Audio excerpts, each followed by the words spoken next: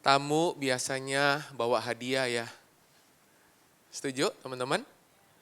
Tapi karena saya bukan pembicara tamu, ya, saya selain warga kerajaan Allah, saya adalah bagian dari gereja lokal tempat ini, amin. Jadi kalau tamu bawa hadiah, biasanya saudara itu bawa tongkat, bawa disiplin. Yang setuju katakan amin. Saudara siap belajar? Hari ini siap? Siap? Baik, dalam beberapa waktu terakhir ya, saya mengikuti apa yang jadi breakdown tema ataupun topik yang sedang dibahas sepanjang bulan-bulan ini ya, dan informasi yang saya terima sepanjang bulan ini kita lagi sedang membahas tentang topik atau tema ekspositori dari kitab Efesus. Setuju? Nah, hari ini sebelum saya mengajak saudara untuk melihat apa yang jadi bagian saya hari ini, yaitu Efesus pasal yang ke-6 ya. Udah sampai di 6 ya. Berharap saudara masih ingat 1 sampai 5. Bilang, coba tanya kanan kiri, kamu ingat yang mana? Ya, Anda ingat yang mana? Karena pertanyaan yang tepat itu menentukan jawaban yang benar. Ya. Nah, sebelum saya mengajak saudara melihat dari kitab Efesus pasal yang ke-6, saya akan menekankan dulu di menit-menit awal ini ya, sebagai jembatan untuk mengajak saudara melihat bahwa persoalan terbesar dalam kehidupan kita, orang Kristen gak pernah gagal berseru. Kita gak pernah gagal berseru sama Tuhan, tapi kita selalu gagal berserah sama Tuhan. Setuju? Oke, saya buktikan hari ini. Berapa banyak saudara yang selalu punya persoalan hidup? Penanda orang yang punya masalah hidup bukan terlihat cuma dari raut wajahnya. Tapi seberapa besar persoalan kehidupannya, seberapa berat persoalan hidupnya, selalu terekspos dari aktivitas seruannya. Setuju? Semakin sering saudara berseru, itu biasanya makin berat beban saudara. Setuju ya? Ada yang bilang amin loh ternyata ya. Aminnya menonjol lagi. Tapi apakah menjamin karena saya berseru, itu di saat yang sama saya berserah? Gak ada yang menjamin secara pasti bahwa orang yang punya kebiasaan berseru sama Tuhan, selalu di saat yang sama dia punya tingkat keberserahan sama Tuhan. Makanya jangan heran dan jangan tertipu buat saudara, buat orang-orang di sekitar kita yang dikit-dikit berseru, dikit-dikit berseru, dikit-dikit berseru, tapi gak dikit-dikit berserah. Nah, persoalan terbesar dalam kehidupan kita, kemenanganmu bukan pada seruanmu. Kemenanganmu justru pada keberserahanmu, bukan pada keberseruanmu. Karena percayalah, nanti dini hari banyak yang berseru. Dan pemenangnya pasti Spanyol.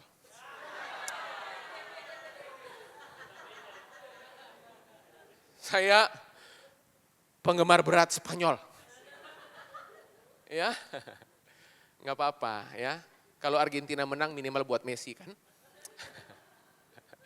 Nah, itu sebabnya di Alkitab Yesus itu memberikan sebuah teladan yang jelas di Taman Getsemani.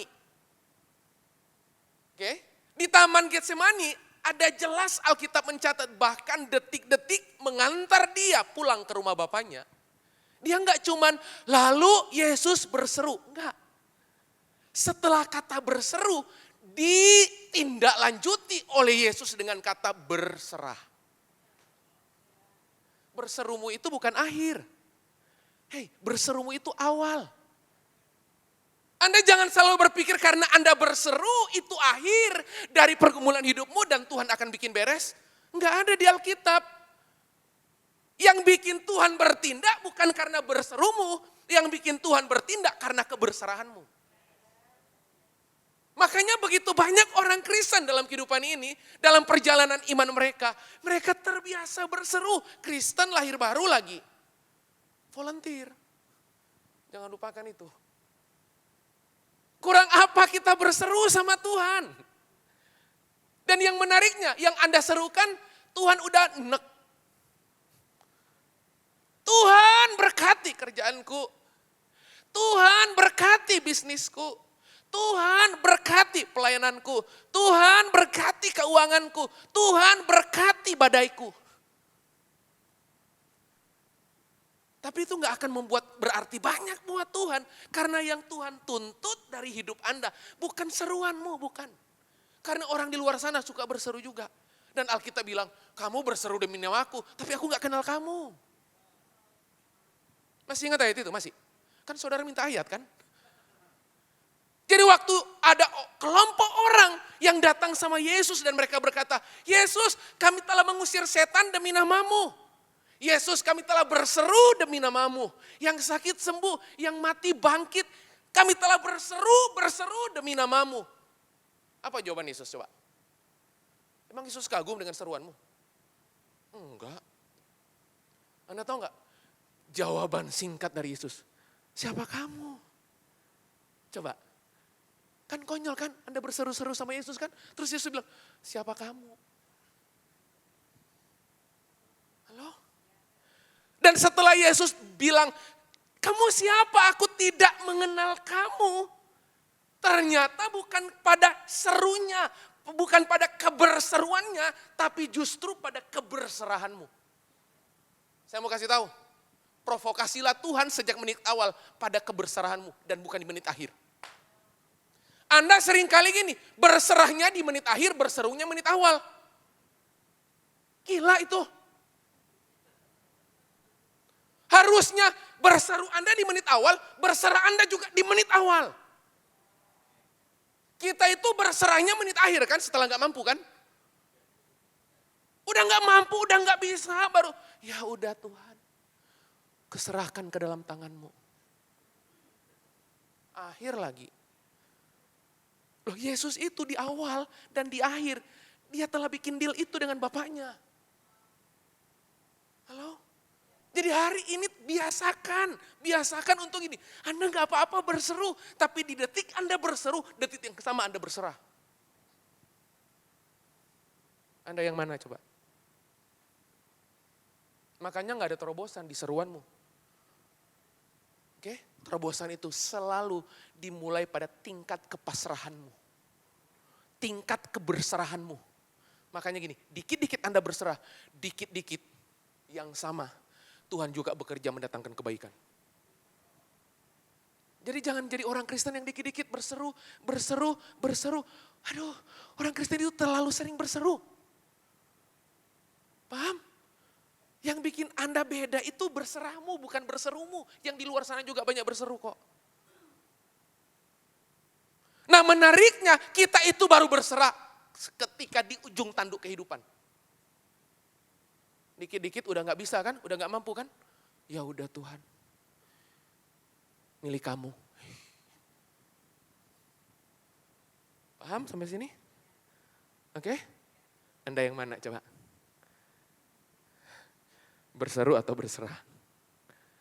Ya, jangan jadi Kristen berseru, nanti jawaban Tuhan aku gak kenal kamu. Oke ya? Oke?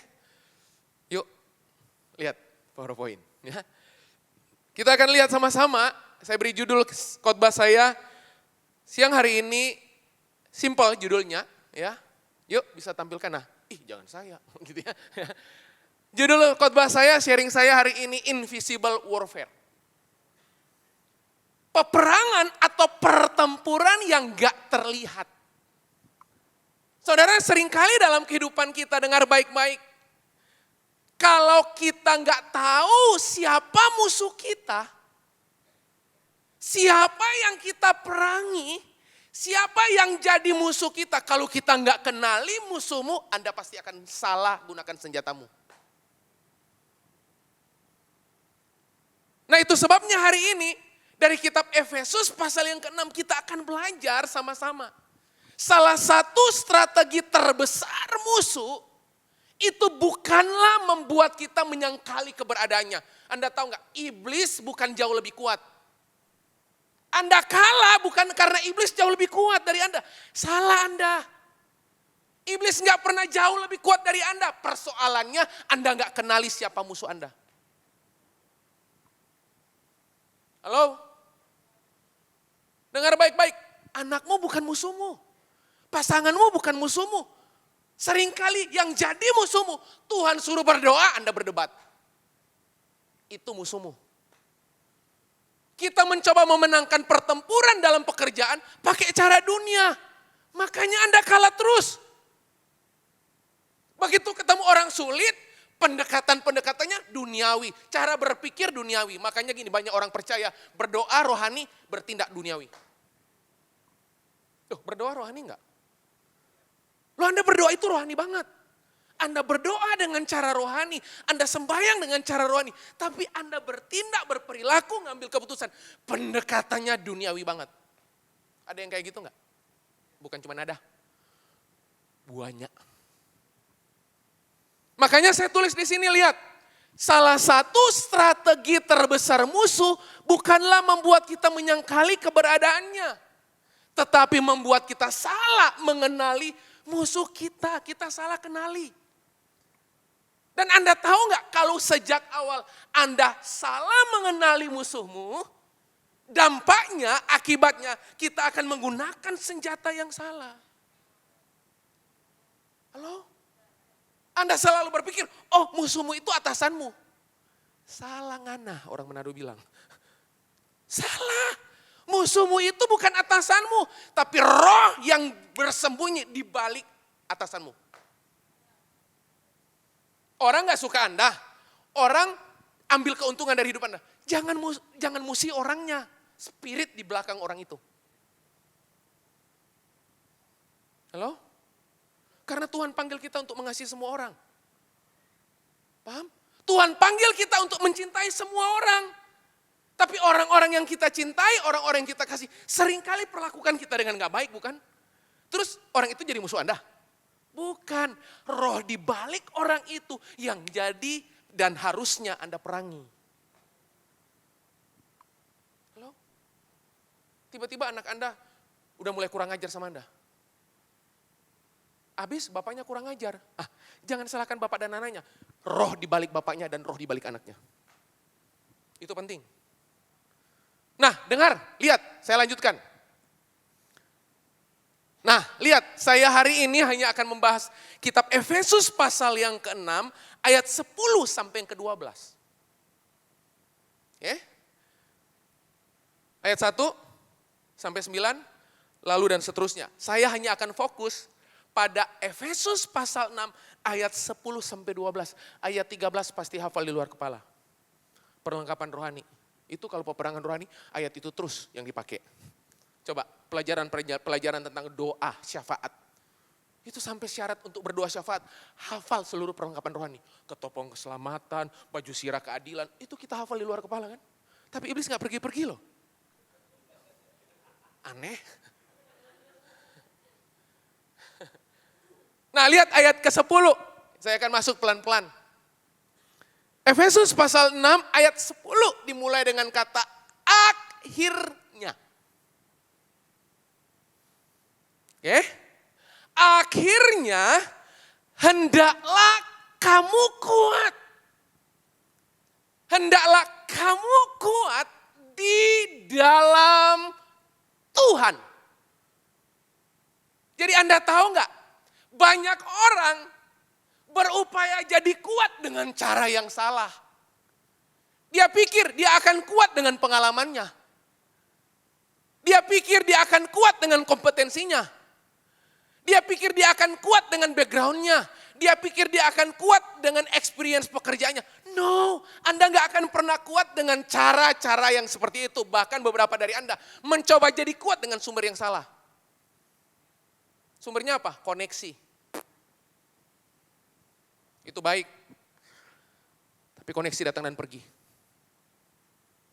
Anda tahu? Dan di sini dikatakan ini, hendaklah kamu kuat di dalam Tuhan, di dalam kekuatan kuasanya.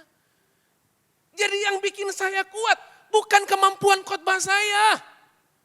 Di dalam saya kuat, yang bikin saya kuat karena aktivitas-aktivitas sebelum ke mimbar ini. Apa sih mimbar ini? Yang bikin saya kuat gini, pagi saya kayak apa? Anda pagimu nasi goreng kan? Oke? Bukan itu. Makanya lihat beberapa aktivitas-aktivitas Yesus yang bikin dia kuat. Alkitab begini, pagi benar. Waktu hari sudah siang. Gitu. Enggak ada ayatnya. Itu ayatmu. Enggak ada. Karena pagi Anda menentukan hari Anda. Mau hari Anda mau kayak apa? Ditentukan pada aktivitas pagimu. Halo? Pagi benar waktu hari masih gelap. Yesus pergi keluar. Dan waktu dia pergi keluar, dia menyendiri seorang diri di situ. Dan berdoa kepada Bapaknya. Jadi dia mendownload seluruh hikmat Bapaknya. Dia mendownload seluruh kemampuan Bapaknya. Dia mendownload seluruh apa yang Bapaknya punya. Sehingga aktivitas setelah dia melakukan aktivitas itu. Tindakan paling pertama, dia diperhadapkan dengan banyak orang yang cari dia. Anda ingat cerita itu? Anda tahu nggak? Hidup Anda itu jangan dipandu kebutuhan. Gila. Anda layani orang based on kebutuhan. Matilah Anda. Paham? Semua orang butuh saya nggak? Percaya nggak? Nggak. Semua orang butuh Anda nggak? Apakah semua orang butuh Anda temui? Enggak dong. Enggak. Yang Yesus buat adalah dia bisa menentukan banyak hal berdasarkan kehendak Bapaknya, bukan dipandu kebutuhan orang. Makanya dia selalu kuat. Karena keputusan yang dia ambil keputusan Bapaknya. Kenapa Anda lemah? Karena fokus Anda memenuhi kebutuhan orang, bukan kehendak Tuhan. Masa mengerjakan kehendak Tuhan lemah? Enggak ada ayatnya. Jelas sampai sini? Semua aktivitas-aktivitas pemenuhan kehendak Bapa, pemenuhan kehendak Tuhan, enggak pernah bikin Anda burn out. Enggak pernah. Enggak pernah. Yang bikin Anda kuat karena Anda menyasar semua aktivitas-aktivitasmu sejalan, inline, selaras dengan kehendak Bapa. Mana mungkin capek, mana mungkin lelah. Halo? Anda capek kenapa coba? Karena berupaya memenuhi kebutuhan orang kan? Benar enggak sih? Tapi kalau Anda fokus pada kehendak Tuhan, Alkitab bilang, makanya jadilah kuat di dalam Tuhan, di dalam kuasanya.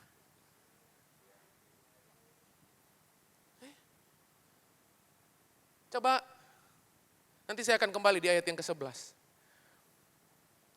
Next slide. Next lagi.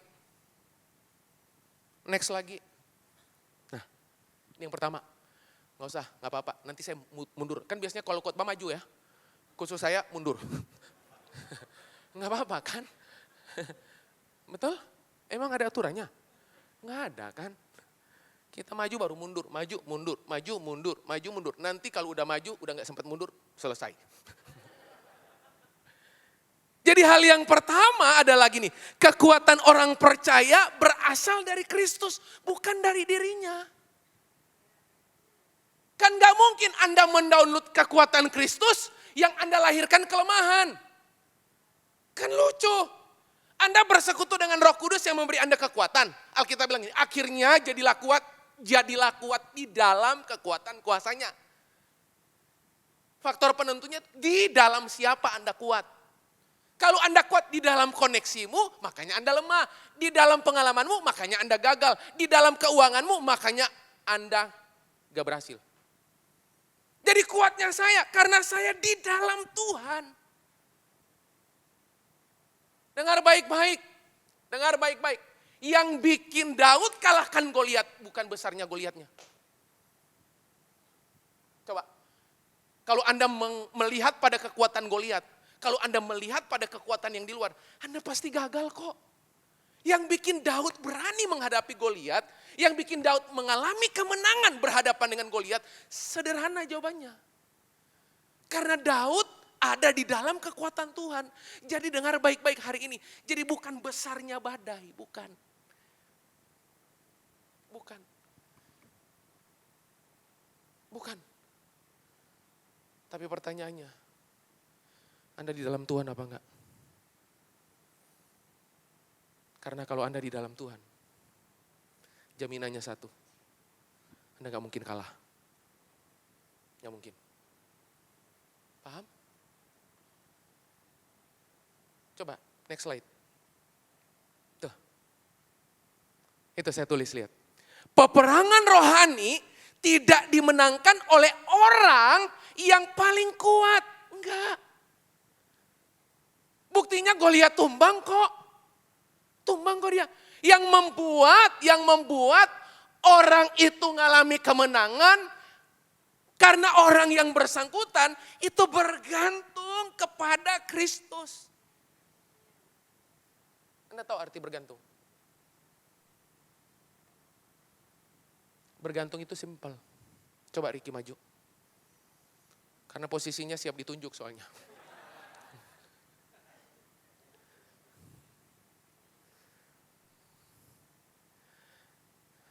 Anda tahu arti bergantung? Bergantung itu gini. Nah ini tadi. Menyerahkan seluruh kehidupan saya ke dalam Ricky. Jadi bergantung itu bukan cuma memegang. Bukan. Karena kalau Anda memegang, Anda bisa melepaskan. Dan Tuhan gak mungkin lepaskan Anda kan? Jadi bergantung itu bukan cuma, gila. Oh gitu ya. Udah gak ada briefing loh. Jadi bergantung itu bukan hanya melekat kayak gini. Bergantung itu bukan nempel, karena kalau Anda nempel Anda bisa lepas, melekat Anda bisa lepas. Jadi bergantung itu gini, menyerahkan seluruh yang saya punya menjadi sepenuhnya milik Tuhan. Sepenuhnya kekhawatiran saya, sepenuhnya saya serahkan ke dalam tangan Tuhan. Jadi Alkitab berkata gini, akuilah dia dalam seluruh lakumu. Maka dia akan meluruskan jalanmu. Enggak ada ditulis, akuilah dia dalam seluruh lakumu, maka dia akan memuluskan jalanmu. Enggak ada ayatnya. Tahu bedanya meluruskan sama memuluskan? Anda pakai ayat itu, oh meluruskan berarti mulus ya. Justru ikut Tuhan itu yang benar, enggak pernah mulus. Itu yang benar. Saudara kayak kaget ya. Buat yang gak kaget itu pasti sedang gak mulus. Ricky biar aja lu di situ. Jadi waktu akuilah dia, ayat di atasnya saudara nanti perhatikan, gak usah baca pasti ada. Alkitab bilang, percayalah kepada Tuhan dengan segenap hatimu dan janganlah bersandar kepada pengertianmu sendiri. Jadi yang salah itu bukan pengertianmu. Enggak. Yang salah itu Anda bersandar pada pengertian. Halo? Jadi bukan pengertianmu yang salah, bukan. Tahu arti bersandar? Berarti Anda menjadikan pengertianmu satu-satunya rujukan kepastian. Gila itu mah. Halo? Jadi saya percaya itu bukan pada pengertian saya. Saya bersandar, Anda tahu, bersandar itu menyerahkan diri kepada sesuatu yang sifatnya pasti dan gak tergoncangkan. Anda tahu gak? Kalau saya percaya Ricky ini kuat menanggung beban saya. Tinggal senderan aja. Setuju? Setuju ya? Nyender aja. Paham? Itu yang dimaksud Alkitab, di dalam kekuatan kuasanya. Paham ya? Jadi saya sepenuhnya tuh, sepenuhnya. Jelas sampai sini? Silakan duduk.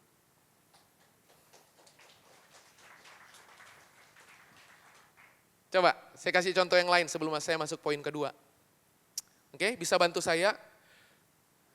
Enggak ada di PowerPoint saya. Media bisa bantu? Bisa ya? Lihat sebentar, kitab Markus pasal yang keempat. Markus pasal yang keempat, ayat yang ke-35 coba.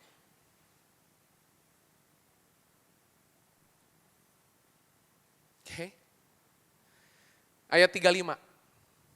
Nah, saudara perhatikan ayat ini. Ini ayat-ayat yang udah sering kali saudara baca. Anda lihat. Pada hari itu apa?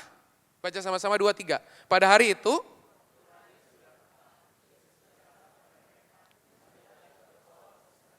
coba.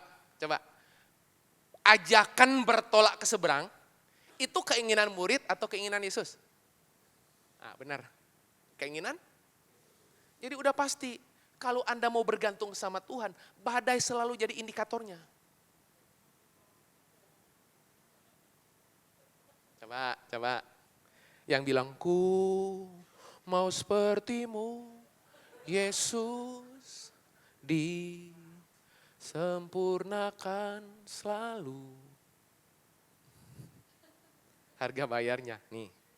Lucu, yang ngajak siapa? Anda tahu nggak? Markus pasal keempat itu ditulis setelah Yesus rekrut murid-murid. Bayangkan coba, rekrut pertama murid, 12 terpilih, langsung dibawa menuju badai. Halo? Jelas ayat ini? Pertanyaannya, Yesus tahu nggak kalau nanti murid-muridnya bakal ketemu badai? Murid-muridnya tahu nggak? Makanya nggak usah banyak tahu.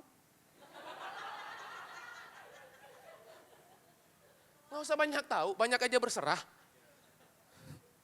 Paham sampai sini? Jadi perjalanan ini dimulai bukan karena keinginan murid-muridnya, bukan. Perjalanan ini jelas dimulai dari keinginan Yesus. Dan Anda tahu nggak? Yang Yesus lagi mau ngajar murid-muridnya, itu bukan pada besarnya badai, tapi pada kualitas imannya. Jadi yang bikin Anda gugur, kalah, itu bukan karena besarnya badai. Karena imanmu itu nggak di-up. Bukan cuma situ. Anda lihat lagi coba. Saya tulis di sini, banyak orang mengira bahwa ketika kita bergantung di dalam Tuhan, di dalam kekuatan kuasanya, taat sama Tuhan, jalan akan jadi mudah. Buang jauh-jauh itu dari kerangka berpikirmu. Jangan tawarkan itu sama saya. Anda di ruang yang salah. Itu jadi kalau ada yang kesaksian, puji Tuhan, sejak saya ikut Yesus, makin rumit hidup saya. Puji Tuhan. Puji Tuhan dong. Yang penting kerumitanmu itu di jalur ketaatan. Loh, Anda pikir makin taat makin gak rumit gitu? Enggak, itu bukan ketaatan yang saya kenali. Salah baca Alkitab mungkin. Saya tulis di sini bahkan justru membuktikan sebaliknya. Ketaatan tidak menghilangkan badai. Ketaatan menjamin penyertaan Tuhan di dalam badai. Ulang ya. Waktu saya taat, di dalam kekuatan Tuhan, di dalam kekuatan kuasanya. Oke? Justru nggak menghilangkan badai. Justru waktu Paulus berkata, akhirnya jadilah kuat di dalam kekuatan kuasanya. Dia ngomong justru duri dalam dagingnya sampai hari matinya nggak diangkat. Diangkat. Karena dia tulis ayat ini. Sampai hari matinya nggak diangkat. Halo? Itu loh yang saya maksudkan. Justru sebaliknya, itu jamin penyertaan Tuhan dalam badai yang saya lewati. Jadi bukan menghilangkan badainya, tapi memastikan penyertaan Tuhan di dalam badai. Paham sampai sini? Coba, saya langsung lompat di ayat 38. Nanti poin kedua saya balik. Ayat 38. Markus 4. Tuh, Anda baca coba. 2, 3.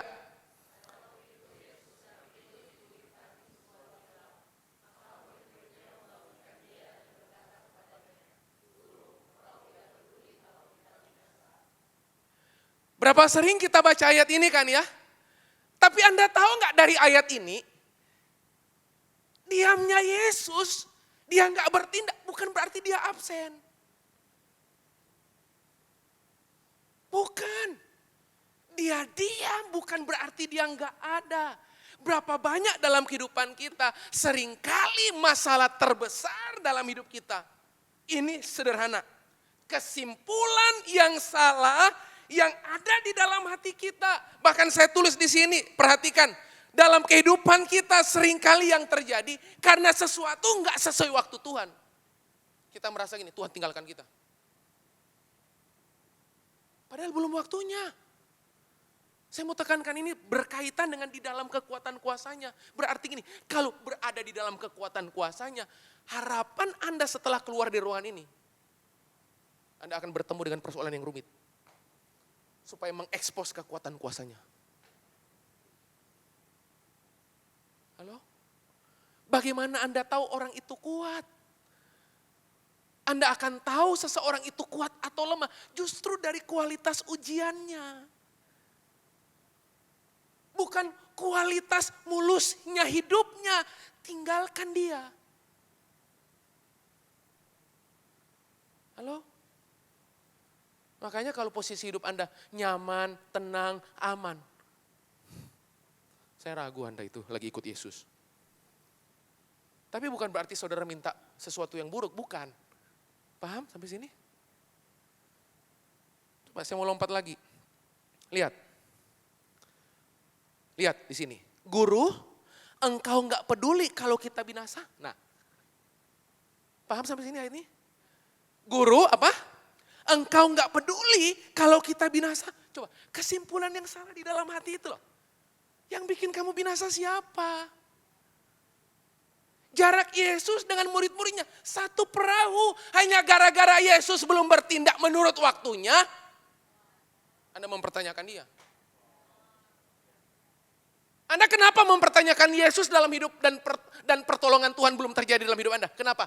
Karena Anda membuat garis waktu dengan waktu Anda.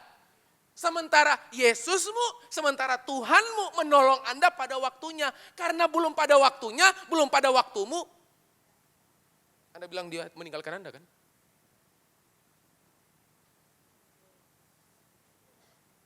Coba, ingat baik-baik.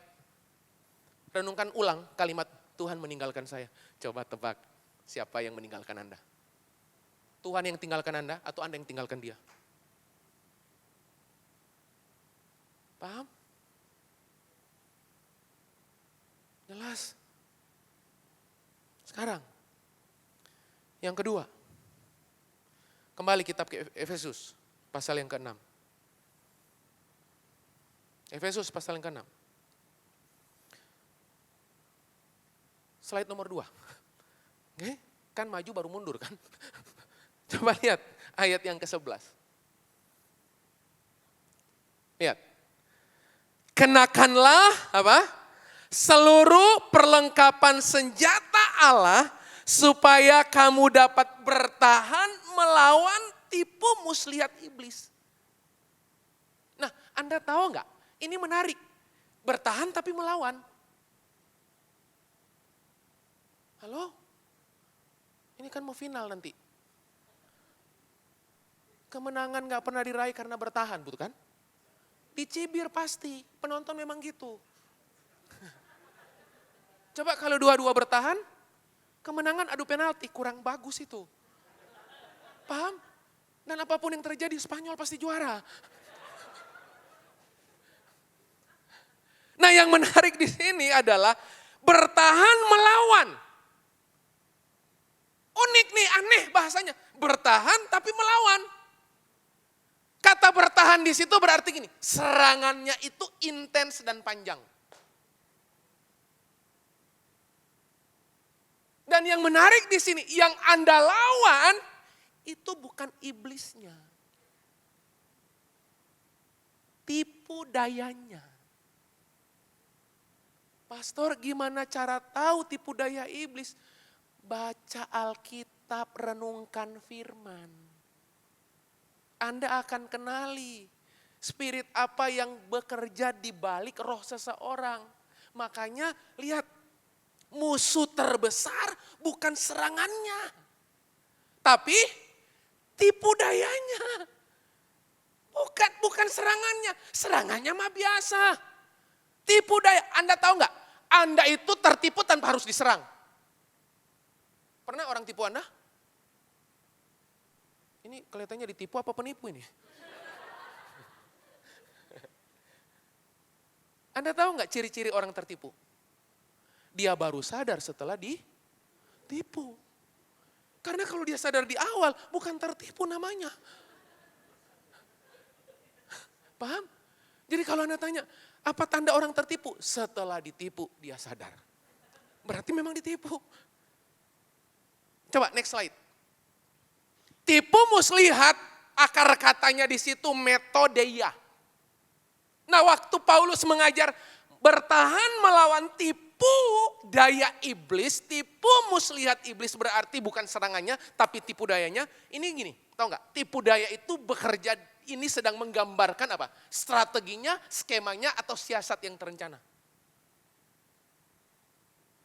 Jadi iblis itu bukan pakai senapan. Bukan. Karena Anda udah tahu. Anda bisa antisipasi, bukan? Jelas?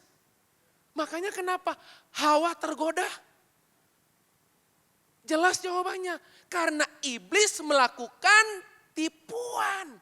Makanya hal yang pertama yang akan iblis kerjakan dengan modus operandi yang sama dari awal sampai kekekalan nanti. Modusnya selalu sama dan Anda selalu tertipu. Kan aneh, kalau modusnya sama gampang diantisipasi enggak? Loh iya dong. Tapi ini unik, aneh. Sesering modusnya sama, caranya sama semua. Tapi kenapa Anda selalu tertipu? Karena yang dia tipu, cara berpikir. Anda ingat kejatuhan Hawa? Jelas? Kejatuhan Hawa itu serangannya di pikiran. Paham? Pertanyaannya tahu nggak? Apa yang apa yang iblis pertama kali tanya sama Hawa? Bukankah Allah berfirman? Loh, iblis kutip firman loh. Ya. Jadi jangan percaya juga kalau Anda ketemu orang Kristen yang kutip-kutip firman. Dikit-dikit kutip firman, dikit-dikit kutip, jangan-jangan iblis dia.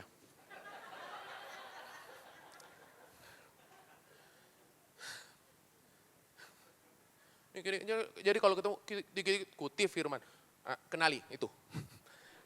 Dicentang, jangan-jangan. Bukankah Allah berfirman? Setuju? Bahwa pohon di taman ini, kamu boleh makan buahnya. Bukan. Iblis itu manis loh pertanyaannya.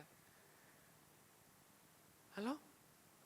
Dia masuk dengan cara-cara kayak gitu. Dan tahu nggak? Hawa udah menyadari dia mulai tertipu? Belum. Hawa jawab,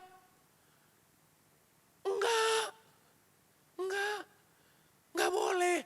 Semua pohon di taman ini kami enggak boleh makan buahnya. Boleh kami makan buahnya kecuali satu. Terus tahu enggak? Iblis berhenti sampai situ? Enggak. Kemudian apa yang ditawarkan sama Hawa? Iblis menawarkan, oh enggak. Justru waktu kamu makan, kamu akan jadi sama seperti yang selalu dia tawarkan adalah memenuhi keinginan dagingmu. Tipuan iblis selalu memenuhi secara penuh dagingmu. Itu pasti iblis. Pokoknya gini, cara mengetahui dan cara memastikan itu tipuan apa enggak gini. Begitu itu datang, dagingmu makin enak enggak? Dagingmu makin puas enggak? Itu pasti bukan kehendak Tuhan. Karena kehendak Tuhan berseberangan dengan kepuasan dagingmu, dengan keinginan dagingmu. Jadi kalau Anda makin puas dagingmu, makin enak dagingmu, saya jamin 50 juta %. Itu bukan kehendak Tuhan. Jelas sampai sini? Makanya tipu muslihatnya. Jelas? Jadi iblis gak serang Anda dengan cara-cara yang Anda pikirkan sebelumnya. Iblis serang Anda dengan tipu muslihatnya. Yang terakhir. Pemain keyboard bisa bantu saya. Yang terakhir. Kembali ke ayat yang sebelumnya. Oke, ayat 12. Oke. Klik lagi coba.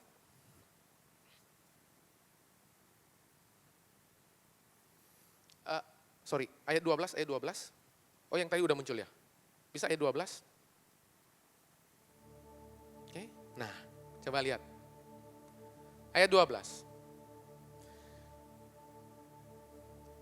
Kita baca dari awal aja ya. Oke, 2, 3. Akhirnya, hendaklah kamu kuat di dalam Tuhan, di dalam kekuatan. Oke.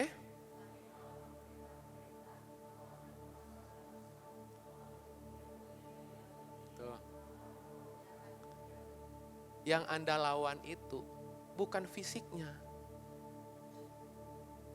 Bukan. Jelas?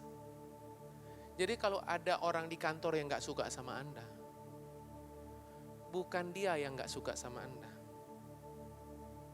Roh yang bekerja di balik orang itu yang gak suka Anda.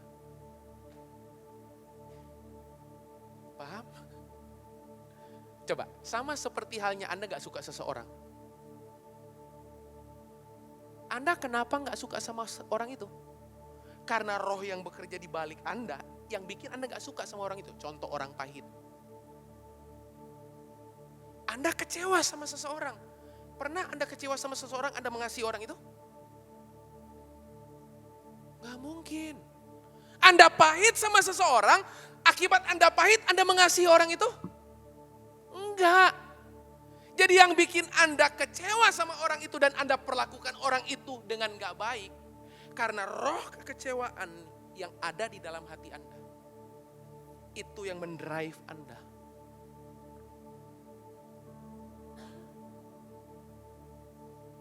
Makanya yang terakhir, yang ketiga. Musuh kita bersifat rohani. Maka kemenangan juga bersifat yang Anda perangi bukan fisiknya. Yang Anda taklukkan bukan orangnya. Roh yang bekerja di balik orang itu. Paham? Makanya dalam konseling-konseling, saya itu selalu mengendus. Jeff, aku gak suka sama dia. Gak sukanya kenapa? Abis gini. Abis gini, terus apa? Setelah didengarin, diteliti, mundur. Oh, karena dulu ada pengalaman dengan orang itu yang gak pernah diberesin. Paham? Karena dulu ada asumsi yang kuat, yang gak pernah dibicarakan. Asumsi itu dibawa. Akhirnya asumsi yang kita bawa, kita gak pernah clearkan, jadi beliefnya kita.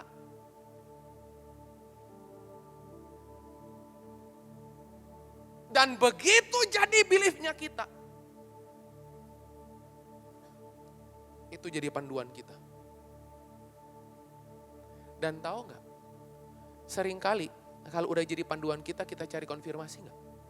Dan saya mau tanya, kalau Anda cari konfirmasi, cari orang yang nggak suka sama orang itu atau cari yang suka? Setuju ya? Saya nggak suka sama Ricky. Terus Pastor Yudi nggak suka sama Ricky. Terus istrinya suka sama Ricky. Kan nggak mungkin saya tanya sama istrinya. Paham? Secara natural, saya akan cari orang yang nggak suka sama Ricky. Dan saya berpikir, saya dapat konfirmasi. Paham? Kemarin waktu saya konseling satu orang, saya nggak perlu sebutkan namanya dan nggak usah cari tahu.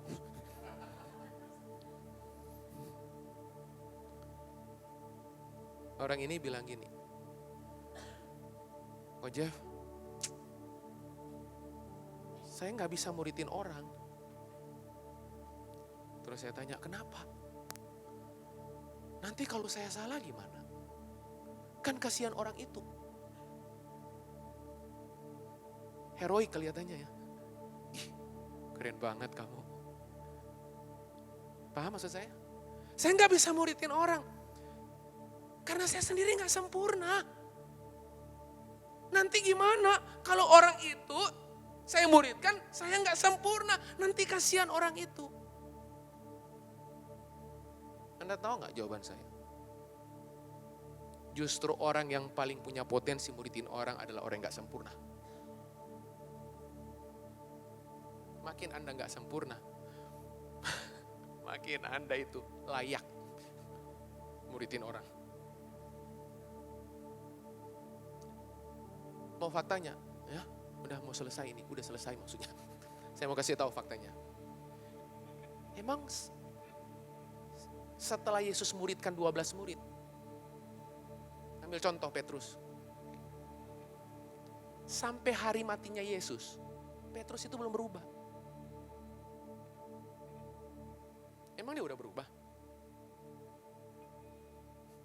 Masih temperamen. Itu kalau dia mimpin pujian overtone terus.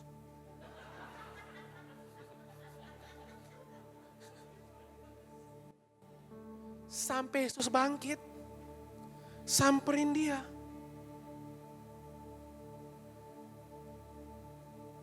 Dia nangis, tapi belum ada buahnya kan? Emang udah ada buahnya? Yesus terangkat. Kapan dia berubah?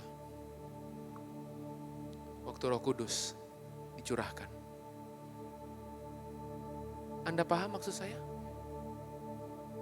Yesus aja muridin Petrus. Itu gak membuat dia berubah 100%. Paham? Sama. Waktu Yesus berhadapan dengan 7 gereja. Yesus lihat kekurangan-kekurangan gereja itu semua, tapi Yesus tidak pernah tinggalkan gereja itu. Kita gimana? Lihat kekurangan gereja, pindah gereja. Saya berdoa hari ini, Anda jadi pembangun gereja. Paham? Karena kalau penonton itu masuk, kritisi. Pembangun masuk, bikin baik. Itu rohmu harusnya. Anda masuk di sini, bikin baik.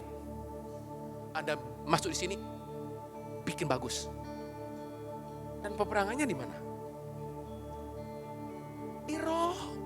Anda mesti kenali hal-hal tersebut. Paham hari ini? Jadi saya berdoa hari ini sederhana.